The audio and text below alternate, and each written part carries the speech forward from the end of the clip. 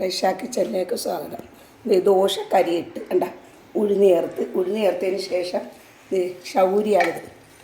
ഷൗരി ഒരു പിടി ഷൗരി ഇതിൻ്റെ കൂടെ ചേർക്കണം. ചേർത്ത് ചോറ് ചേർക്കണ്ട.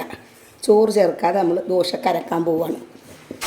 ഇനി കഴുകി അത് കുതിർത്താനിടുക. 4 മണിക്കൂർ കഴിഞ്ഞ് കാണിച്ചു തരാം. മാവ് റെഡിയായിട്ടുണ്ട്.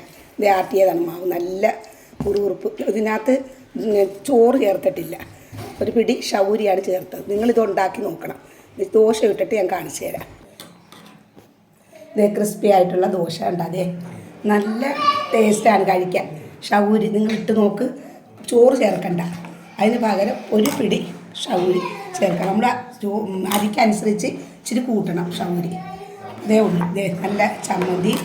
ഇതേ കണ്ട ഷൗരി ഒക്കെ ഉണ്ടാക്കി ദോശ നല്ല ക്രിസ്പിയാണ്. കണ്ട നല്ല കണ്ട ക്രിസ്പിയാണ്, നല്ല കഴിക്കാൻ ടേസ്റ്റുമാണ്. ഇഷ്ടപ്പെടുകയാണെങ്കിൽ ലൈക്ക് ചെയ്യുക, ഷെയർ ചെയ്യുക, സബ്സ്ക്രൈബ് ചെയ്യുക. നിങ്ങളിത് കഴിച്ചിട്ട് അഭിപ്രായം പറയുക.